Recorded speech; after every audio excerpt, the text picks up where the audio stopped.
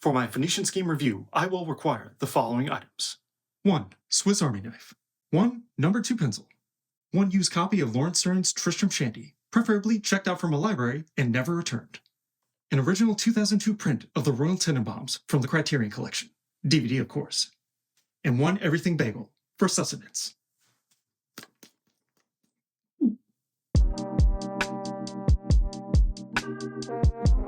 I have a confession to make when it comes to Wes Anderson. Every time he has a new movie, I secretly want to hate it. I know, part of me wants to believe that he's just a big kid playing with his little dioramas and he's too twee and quirky. It's kind of that AI image we have of Wes Anderson, where everything's very symmetrical and perfectly art directed. But that's a lie. Anderson might be idiosyncratic, but I think he knows exactly what he's doing, down to the emotional core of his movies. He is a guy who thinks about legacy, family, relationships, and regrets. So does the Phoenician scheme fit in the sneaky pattern of secretly emotional Wes Anderson movies? The film stars Benicio del Toro as Zsa Corda, a wealthy industrialist who has angered so many investors he constantly has assassination attempts on his life. Now feeling death creeping on his neck, he decides to appoint an heir, his estranged daughter Liesel. Turns out Liesel is studying to become a nun and wants nothing to do with her father, but he convinces her and his Swedish assistant Bjorn to come along as he meets with investors to close the gap in his financing for his ultimate gamble, the Phoenician scheme. Can Corda reconcile with his daughter, pull off his scheme without angering too many people, and survive long enough to leave his legacy for her? Those are the big questions of the plot, but the real questions are, has Wes Anderson gone too far? Are we at maximum Wes?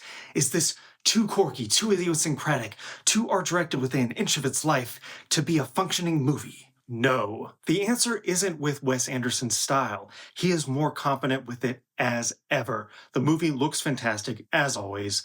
The sets, the costume, the cinematography by new DP Bruno Delbonnel has more softness and rich to it than maybe ever before, and the performances are at the pitch he wants them. They might seem too affected, but that's his brand of comedy. He loves deadpan, and he weaponizes it at every turn, not just for comedy, but for pathos. Not only is this Benicio del Toro's best role in years, along with him is newcomer Mia Threppleton, who is actually Kate Winslet's daughter and has inherited quite a few of her traits. Along the way, we meet Riz Ahmed. There's a funny scene with Tom Hanks and Bryan Cranston playing horse. There's Mathau Almarek, Richard Ayoade, Jeffrey Wright, of course, Scarlett Johansson, and the final boss, Benedict Cumberbatch. But rising above all of them as the MVP is Michael freaking Cera as Bjorn, the Swedish assistant and entomologist. Cera has had a great career since Arrested Development, being the nerdy, awkward guy. But that's not all he can do, and here he has the exterior of a total dweeb, but inside there's a lot more going on, and it leads to the film's biggest laugh. So with all these terrific actors, does this movie amount to something? Well, that's where we get into a few hiccups. Anderson has usually done a good job of blanketing family and relationships around a rigid plot structure. With Royal Tenenbaums, it's a dying patriarch. With Life Aquatic, it's an explorer who's neglected his son.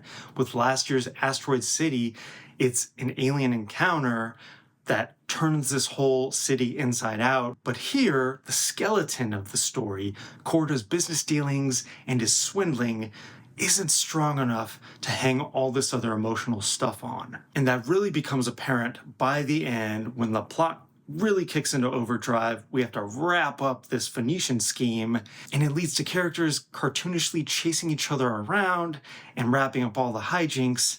But you get the sense that Anderson didn't quite lock on to this one. He has a lot of ideas here and a lot of terrific actors to bring it to life, but it needs to be just a little more streamlined. He needs to grab onto the core theme and ride it home to the end, which it doesn't quite earn, though it has some beautiful poignancy. It's funny that people have wanted Anderson to tamp down his shtick for the past few years, but when you have an artist like him who's so singular, who is so amazing at this one thing he does, why would we want him to change? Let him do his thing. Sometimes that might be successful. In this case, sometimes it might not quite get there.